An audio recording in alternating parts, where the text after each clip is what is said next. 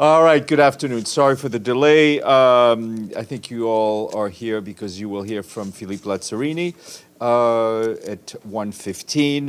The Commissioner General of UNRWA had just briefed the fourth committee, and he'll be here to speak to you. Today, our Secretary General remains in Baku in Azerbaijan at COP29. He told leaders this morning at the High Ambition Coalition meeting that the next 12 months must get us on the right path to reduce emissions 9% every year until the end of this decade to keep the 1.5 degree alive and to accelerate transition away from fossil fuels, to unlock finance and to fund loss and damage and boost ambition and adaptation.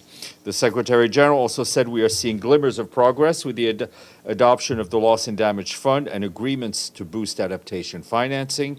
The economics will continue propelling us towards a clean future, he added, and underscored that no government and no business can stop that. We must move much faster, Mr. Guterres said. And at his event on the panel on critical energy transitional minerals, Mr. Guterres said we must turn the energy transition towards justice. As demand for critical minerals surges, we must avoid making the mistakes of the past. We see a rush now for resources with communities exploited, rights trampled, and environments trashed, developing countries ground down to the bottom of the value chains as others grow wealthy on their resources. The Secretary General added that this panel on this subject aims to empower communities, create accountability, and ensure that clean energy drives equitable and resilient growth. Developing countries will be in the driving seat, and indigenous peoples, local communities, young people, civil society, industry, and trade unions will be at the table alongside governments, he said. The Secretary General also spoke at the Small Island Developing States Summit and at the Delivering on Early Warning for All and a Call to Action on Extreme Heat event. All those remarks were shared with you. He also met with various negotiation groups and leaders at the summit. I have been asked by a number of you on Sudan about the situation with the Adre Crossing between Chad and Sudan. I can tell you that we very much welcome the Sudanese authorities' decisions to extend the opening of the Adre Crossing from Chad for the United Nations to continue delivering humanitarian assistance to people in need in Sudan for an additional 3 months. Just a few hours ago on the sidelines of the COP29, the Secretary General spoke with General Al-Burhan on that very subject and on the importance of facilitating humanitarian distribution in Sudan, in particular through the Adre Crossing. Since the crossing was opened in mid-August, we and our partners have now moved more than 337 trucks of load of humanitarian aid through the route, with more than 11,000 metric tons for food and other relief items that could cover the needs of close to 1.4 million people. Distribution of these items continues in various locations around Darfur. A further 30,000 metric tons of supplies are either already in place in Chad or in transit in the area. Adre is a critical lifeline for millions of people, but alone it is not sufficient. As needs continue to spiral in Darfur and across Sudan, it is more important than ever that all necessary routes, including those crossing borders and those crossing conflict lines inside Sudan, are available for the rapid and efficient movement of humanitarian supplies and personnel into areas of greatest needs. Turning to Gaza, our colleagues from the Office of the Coordination of Humanitarian Affairs tell us that yesterday and today, 6 attempts to deliver life-saving assistance to besieged areas in North Gaza Governorate were blocked. 3 missions planned for yesterday aimed to bring food and water to Jabalia, Beit Hanun, and Beit Lahia. Today's missions were meant to deliver food and water into Beit Lahia and Jabalia, and to provide protection and psychosocial services for children in Jabalia. As we said yesterday, every attempt by the UN to access these areas with food, water, and health missions this month were either denied or impeded. We have submitted 4 additional requests to the Israeli authorities to reach those areas tomorrow with life-saving assistance. Our humanitarian colleagues are telling us that across the Gaza Strip, Israeli bombardments from the air, land, and sea continues to be reported, causing further deaths, displacement, and destruction. In central Gaza, military operations at An-Nusayrat refugee camp in Deir al-Balah intensified considerably earlier this week, with reports of people appealing to rescue teams to be evacuated following the sudden advancements of forces amid heavy fire. Meanwhile, OCHA warns that repeated displacement is leaving many people increasingly vulnerable as critical resources are continue to be exhausted. As of yesterday, 79% of the Gaza Strip remained under active evacuation orders. Palestinians continue to be directed to areas in and around Al-Mawasi in southern Gaza that lack basic infrastructure and essential services. OCHA notes that efforts to scale up the humanitarian response in southern Gaza and central Gaza continue to be hindered by active hostilities, deepening insecurity, and significant access impediments. Partners working to tackle food insecurity that in central and southern Gaza, Atella said more than 100 kitchens producing 400,000 meals per day are at constant risk of shutdown. Just to give you some context about the food insecurity and the calamity of the food insecurity in Gaza, according to World Food Program reports, they tell us that with data collected late October, entire food groups have disappeared from Gaza's markets.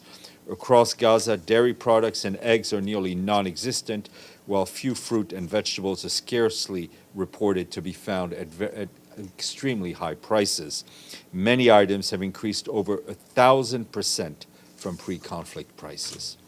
And you saw that, I just want to mention for the record, you saw that yesterday afternoon the Security Council met on the situation in Gaza. They heard from Joyce Msuya, our Acting Under Secretary General for Humanitarian Affairs, and from Assistant Secretary General for Human Rights, Ilse Brand-Keres, as well as from Rien Paulsen, the Director at the Food and Agricultural Organization. And today, our peacekeeping chief, Jean-Pierre Lacroix, continues his trip to Lebanon. He traveled to the peacekeeping mission of area of operations in southern Lebanon. He spoke to peacekeepers who'd been injured in direct attacks and exchanges of fire between the IDF and Hezbollah. His visit included he visited UN positions in Mansouri and the mission's headquarters in Nakura. He also met with UNIFIL staff who continue supporting the mission's work in Nakura and with the mission's senior leadership. He also expressed his gratitude to both the military and civilian staff of UNIFIL and for their dedication and commitment to the important work of the mission during this exceptionally challenging times. Last night, he met with the caretaker Prime Minister of Lebanon, Najib Mikati. He was also accompanied during that meeting by the Special Coordinator for Lebanon, Janine Hennis-Plaschacht, and the head of the peacekeeping mission in Lebanon, General Aroldo Lazzaro. The three stressed the criticality of UNIFIL's role and highlighted the importance of Resolution 1701. As mentioned yesterday, this is the second day of his three-day visit. We'll have more on the visit as it happens. And on the humanitarian front, our colleagues in Lebanon are still reporting on the worsening humanitarian situation for so many civilians, in particular those who've received evacuation orders in Beirut, the southern suburb. OCHA reiterates that warnings and displacement orders must be clear and allow for sufficient time for civilians to safely leave. Our colleagues from UNICEF and their partners are mobilizing and providing support such as psychological, first aid to several thousands of displaced children. They're also working at reunited unaccompanied children with their families. For its part, WHO says 142 health workers have been killed on duty since 2023. And our health partners warn that continued attacks on healthcare facilities and personnel are impacting critical services. We and our health partners continue to support the response, and they've connected approximately 960 collective shelters with primary healthcare centers to ensure displaced people continue to receive essential health services. And the International Organization for Migration also reports that the conflict in Lebanon has displaced an estimated 22,000 migrants. IOM arranges charter flights, works with embassies to secure travel documents, and partners with the Lebanese government to expedite exit procedures for those who wish to leave. Turning to Somalia, our acting emergency relief coordinator, Joyce Msuya, has allocated $5 million from the Central Emergency Response Fund for early action on drought in Somalia. Our humanitarian colleagues note that Somalia faces 70% likelihood of a La Nina-induced drought and reduced rainfall. That's what local authorities and national partners are telling us. The new allocation will support more than 130,000 people, focusing on protection, food security, water, sanitation, and hygiene. The funding will complement a $5 million anticipatory action allocation from the Somalia Humanitarian Fund. The most impacted areas are in central and southern Somalia, as well as Puntland. Rural communities face the heightened risk of severe drought insecurity due to reduced water and low crop yields. Senior appointment to share with you, and that is that the Secretary General is appointing today Major General Ramon Guardado Sanchez of Mexico as the new head of mission and chief military observer for the UN Military Observer Group in India and Pakistan, otherwise known as UNMOGIP. Major General Guaraldo succeeds Rear Admiral Guillermo Rios of Argentina, to whom the Secretary General is grateful for his contribution to our peacekeeping efforts. The incoming head of the mission has had a long and distinguished career in the Mexican Army, currently serving as Commissioner of the National Guard in Yucatan. I'd like to go to Yucatan. Edie, and then Gabriel. Thank you, Steph. A couple of follow-ups. Did the Israelis give any reason for denying the requests for these convoys to go to the north? I'm not aware that specific reasons are given when these access is denied. And is there any update on UN flights and humanitarian operations in Haiti? No, I mean, just to say that despite the suspension of international flights, our efforts to ensure humanitarian work and operations can continue safely and efficiently. And just one other quick follow-up. On the convoys that are going into Sudan from Adre, is anything getting to Al-Fasher? Let me check how, I know materials is getting to Zamzam, but let me check about Al-Fasher town. Thanks, Steph. Gabriel. Thanks, Steph. On the Secretary General having talks on the sidelines with General Burhan, did that happen today? Yes, it did. And will we get a formal readout, or is that what you I mean, just read that's at the podium? it was a pull-aside, so that's the read. Given that it was an informal pull-aside, it will be an informal readout, which I've shared with you. And I noticed you did not mention anything about the proximity talks. Was that discussed that you know of? No, I'm leaving it at that. Okay. And on... and the focus was on the humanitarian situation. Okay, thank you. And on, we're going to hear from Mr. Lazzarini soon. However, the Israelis continue to say that they think other UN agencies could fill the gap of UNRWA. You've said before that the Secretary General does not believe that's the case. However, the Israeli permanent representative recently said just a few minutes ago that they have been talking to the UN, whoever the UN is, about other UN agencies filling the gap. Do you, best to your knowledge, is the UN talking to Israelis about that? They continue to say what they continue to say. We continue to say no, that there is no alternative to the vast work that UNRWA does in education, in healthcare, and humanitarian. So our position is unchanged on that front. Thank you. Okay. Georgia. Thank you, Stéphane. I would like to ask you, what are the next steps on Cyprus issue?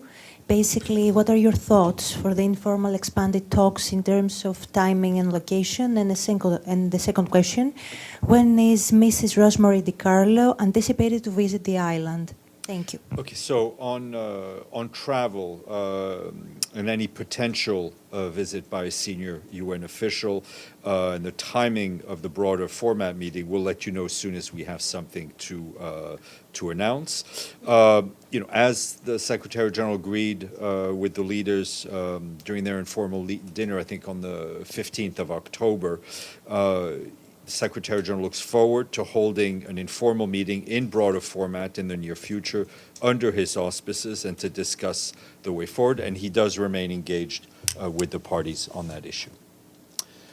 Yvonne. Thanks, Steph. I know you were asked a lot about this after the US election last week, but I just wanted to follow up. Has the Secretary General been having conversations with other member states about the possibility of plugging a funding gap potentially to be created by President Trump? No, there's been no conversations in that vein. Sinan. Thank you, Steph. I have a question about the Turkish president says that they could start a new military operation in northeast Syria against the Syrian Democratic Forces, led by Kurdish forces. So what will be Secretary General's reaction to a possible operation in North Syria? We're not, we don't like to speculate on what may or may not happen. But our position about the need for everyone to respect the territorial integrity of Syria remains the same. I have a second one, if Yes, you don't of mind. course. And it's about the Syria water. I mean, the water lately, especially water, has become a political card and conflict in Syria, especially the Alok water station, which is the source of drinking water for the people of Hasaka and its surrounding in northeast Syria. And what's your reaction to that? I mean, since it became sadly, I think Syria, and it's not just recently, Syria for a long time is a pretty vivid example of various parties using water and access to water as a tool of war. And we've seen it in different conflicts, and we've seen it in Syria, and it's something that should not happen. Abdel Hamid. Thank you. Since the October 7, there are at least 16,000 attacks by settlers on Palestinian, especially these days on the olive trees. It's the season for picking olive trees. However, I haven't seen much that reflected in your daily reports about that. Today, they attacked a group of Bedouins north of Jericho. I think we report on it regularly. I think notably, if I'm not mistaken, on Thursdays when OCHA puts out its weekly sitrep on the activities in the occupied West Bank. And I think whether it's Mr. Venesland and others have been very clear, and the Secretary General included, very clear in condemning violence by Israeli settlers on Palestinian civilians.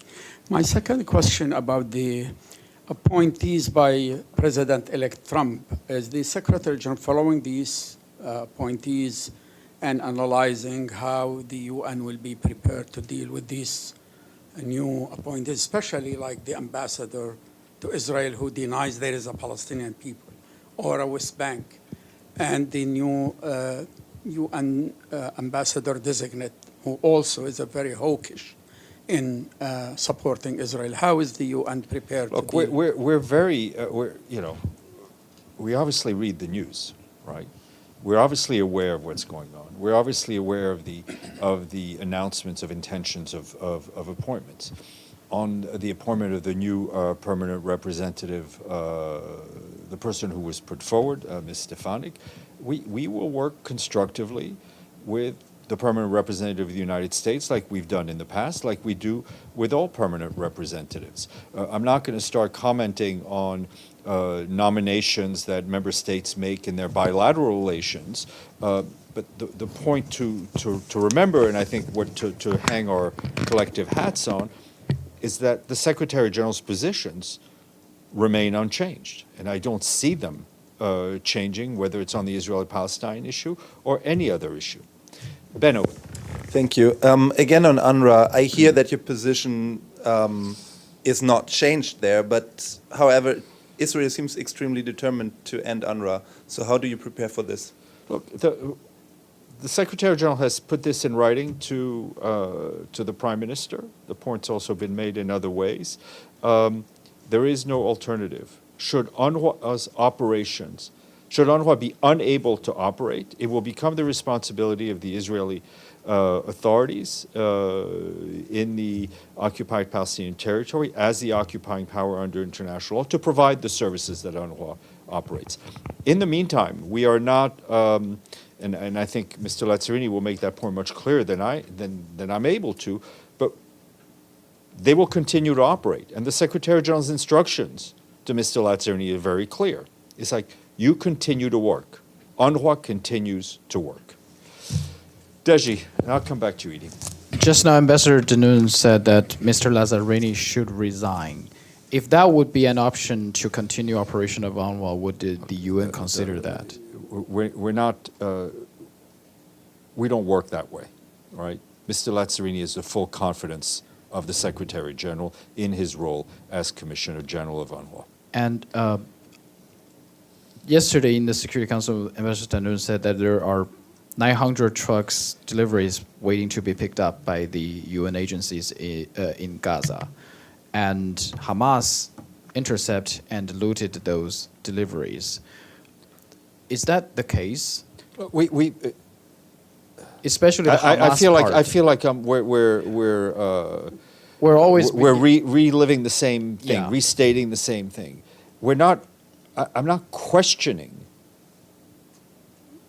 The UN is not questioning the fact that trucks have crossed through Karim Shalom. What we have, so that part is not questioned. I'm not questioning those facts, right? From Kogat or from Ambassador Dunn or anyone else. What we are saying and what we've said clearly, and I think all my colleagues who've spoken to from Gaza have said it to you, Mr. Lazzarini will say it to you, is that the current situation in Gaza makes it extremely difficult to pick up that aid, given the lack of security, the breakdown in public orders, the activities of criminal gangs, and the fact that this remains an active conflict zone. The criminal gangs, are they Hamas? They are criminal gangs. I mean, they are, let me put it this way. If somebody comes up to you with a gun and says, I'm going to take your truck, I'm not going to ask him who they are, okay? Edie, sorry. Two other quick questions, Steph. First, is Mr. Lacroix going to do a press conference in Lebanon at the end of his 3-day visit tomorrow?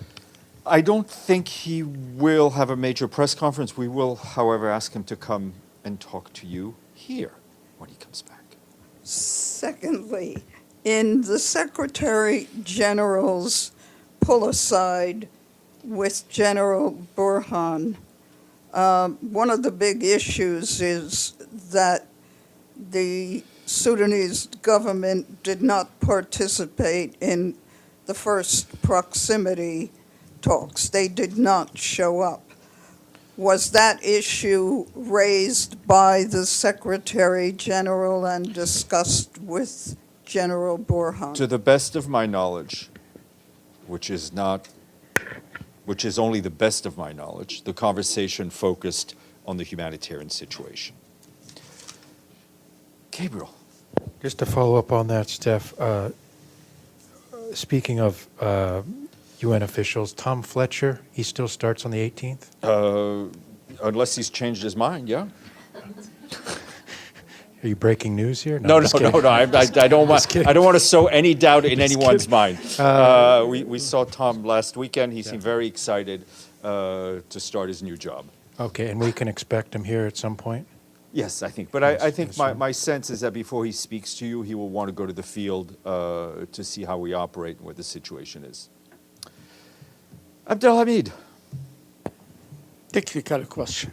In this What takeout, question? like a kind of technical. Oh, okay. In this takeout, I asked a question to the Israeli ambassador. Digi asked the question before me. Now, in this takeout, if you go to the UN website, you don't find my question, neither Digi's question. One of my assistants, she checked it 3 times and said, your question is not there. I asked her to look at Digi's question, and it's not there. No, the issue, it's a money issue, it's not a political issue, is that we don't have the funds for, on most stakeout days, for a second person with a microphone to pick up the questions.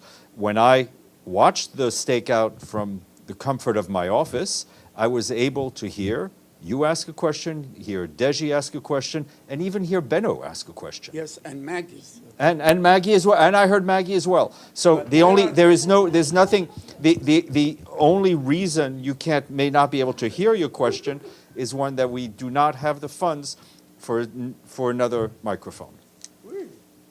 It happens. I'm happy to take donations. On that note, I will leave you. Mr. Lazzarini will be here on the shorter end of time. Yes, sir. 1:15.